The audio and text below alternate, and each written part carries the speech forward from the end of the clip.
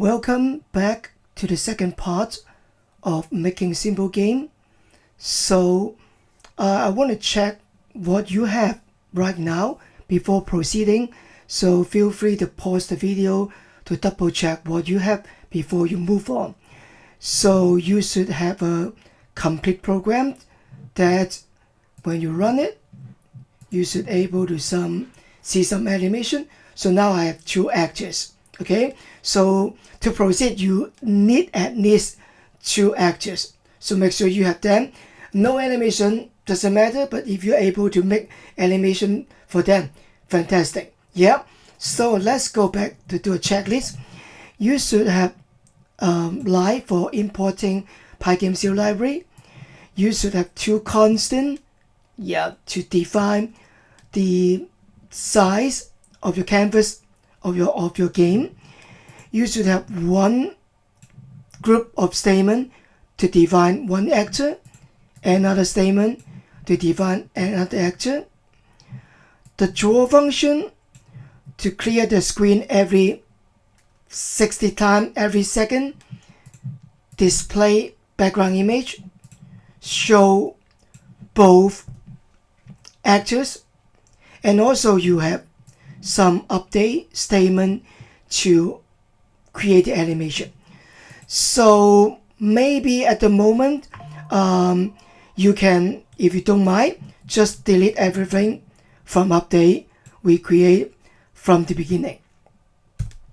Okay, so and also finally you should have this one to initiate a forever loop so that update and draw will be executed 60 times a second.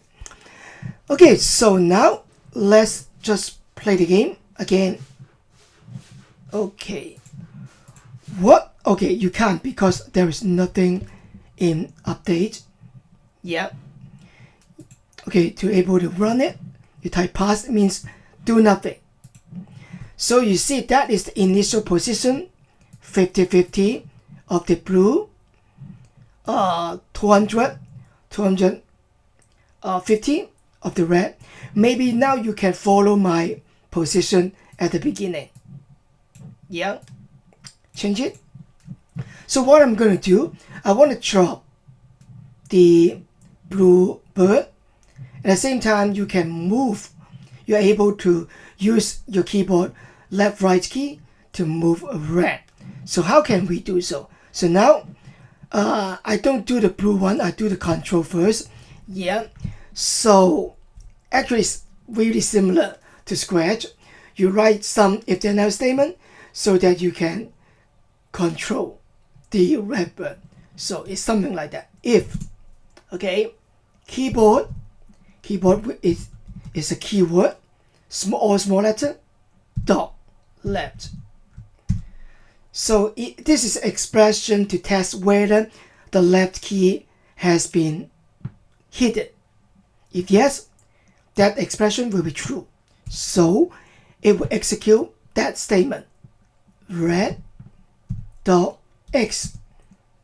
Okay, minus equal to 5. It means that decrease the value of x of y of red by 5. It means move to the left. The same, make sure you align the program according to proper indentation. Another, if keyboard dot right, it means that the right arrow key has been hidden. So red dot x will be increased plus equal to 5.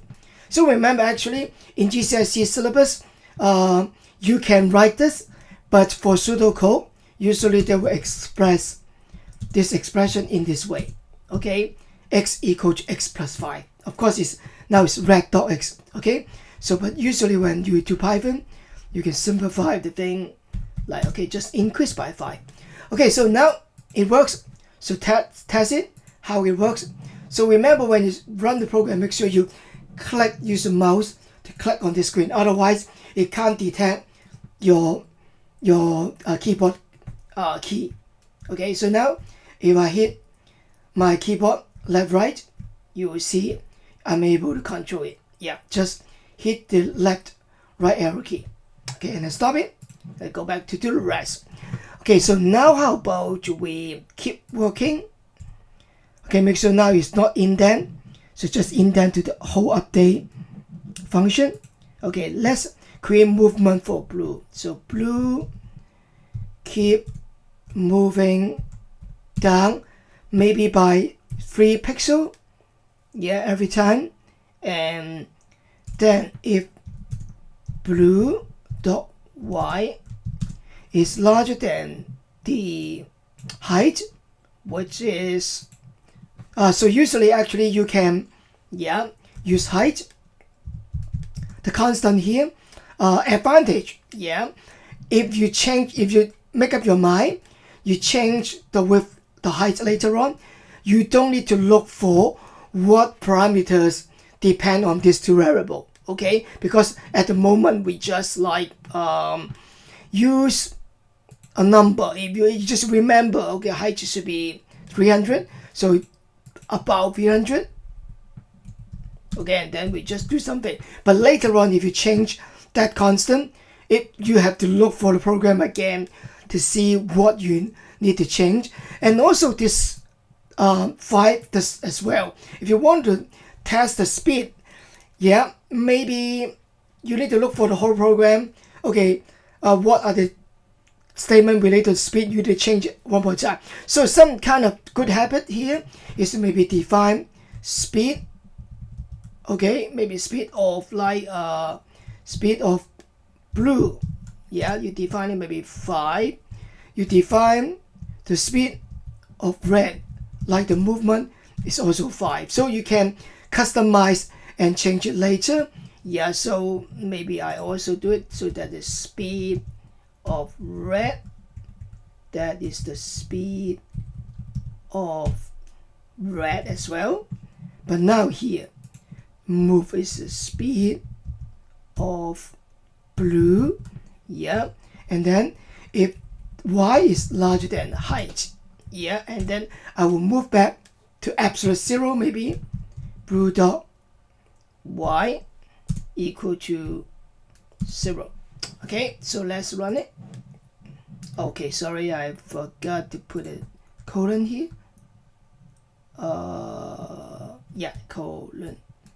Colon, mid syntax. Okay, equal to 5. Sorry, it's equal to 5. Sorry, run it. So whenever you don't see any output, probably you have some error message. You can go to console to see what is error message. Okay, so now if you click on the screen, you can always catch the blue, but we haven't added the logic. But so you see, every time it's the same position is meaningless, easy to play. So what I want to do now is to add some random position for the bluebird. So I go back to the top and type this line from random import randint. So this is the function we are going to import. It means that after this line we can use randint. Is the function to generate random number. So once you bring up blue to the top, I want to set the random number to the horizontal position. So I use randint. So the range of the number should be from 0, but 0 actually is outside the screen. So maybe I just also use 50. So and then maybe I use the width. Okay, but width is also a little bit outside the screen. So minus 50. Okay, so just come back from this point back to this point. So that the bird can be seen wholly. On the screen. So now run it. You can see every time the bird just go back to the top, it will go to random position. So now you're about to catch it. But of course we haven't added the logic at the moment. So now let's add the logic. So yes, the logic will be whenever two actors, red and blue, collided together, we want to do something. So the function or the statement to do it will be like this. Yeah, if red, it can be either red or blue, doesn't matter, because it's just like two actors collide together. So collide, okay, make sure you follow the spelling, collider, okay, and then rectangle, R-E-C-T, okay, or you don't need double R, so collide, just collide, rectangle, and then blue, yeah. So make sure you use the variable you created for the actors, yeah, red and blue. So collide together, you want to do something. So I want to like basically just do the same thing here. Pull back, immediately you touch blue, you pull back blue to the top and generate a random position. So you copy, Ctrl C, Ctrl V here. So it just follow the same indentation, it should work. So now no scoring, but when you play the game, you actually can see the field. Yeah, if you touch it, yeah. If you don't touch it, it will go beyond the ground. If you touch it, it will immediately see it's just moving back. Yeah, so you get a sense feel that you really catch it. Of course, you can add some more animation. Maybe you create an actor which is like explosion kind of stuff. It will pop up on the screen suddenly. Yeah, that is something you can make it on your own. Try to think about how you can make it, but I don't want to show you now. Okay, so final step is to add a scoring system, which is the most important concept I want to introduce to you in this exercise, which is about global variable and local variable. So let me just show you now. So because I need to create a variable, maybe which is a name score, I set it to 0 at the beginning. So for this program structure, if I put the score in this line, it means that it will be a global variable. Okay, it means that everywhere inside the draw function, inside the update function, you can access it. Basically, you have to create global variable to let draw and let update to access this value. Okay, on contrary, if you create something here inside draw, yeah, maybe I set score equal to 10, yeah. So I will explain what it means later on. If you set a score equal to 10, that is actually a local variable. This variable, even though the name is the same as the global variable, but they are referred to different memory address. So let me just demonstrate this. If I create a statement to display this score, so it will be look like something like this: screen dot draw dot text. So you're going to draw a text. Again, you need to do casting, convert a number integer into string in order to display it. So I put a casting function str to convert the score into text, and then followed by exactly the same as this one, followed by the position. I want to put it like at the upper left hand corner, so more like 10 10. Yeah, not 0 0.